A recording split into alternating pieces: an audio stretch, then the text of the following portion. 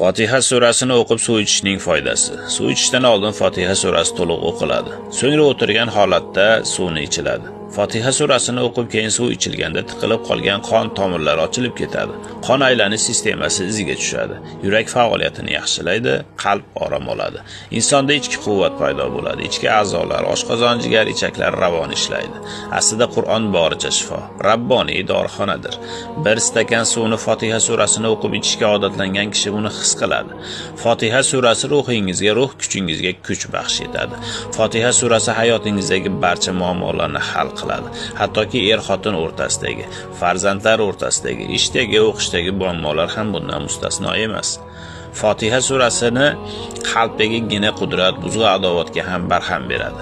Hasad, kibr, ujub va g'urur kabi qalb kasalliklarini davolaydi.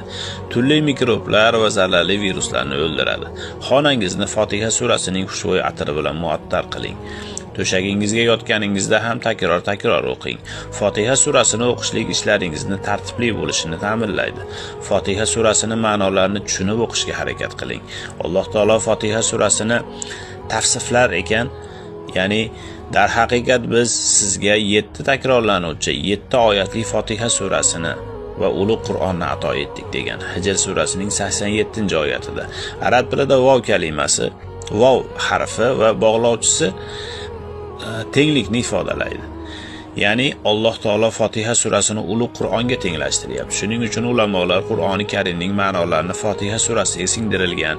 Fotiha surasining ma'nolari sengagina ibodat qilamiz va sendangina yordam so'raymiz degan oyatga singdirilgan deydilar.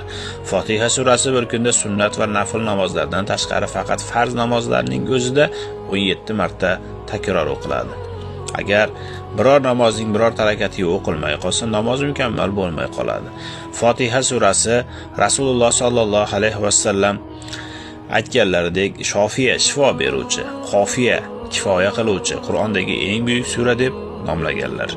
Sahobalar bemorning og'riyotgan yeriga qo'llarini qo'yib Fotiha surasini 7 marta o'qiganlarida Allohning izni bilan tuzalganlar. Shunday ekan Fotiha surasi bilan bahramand bo'ling.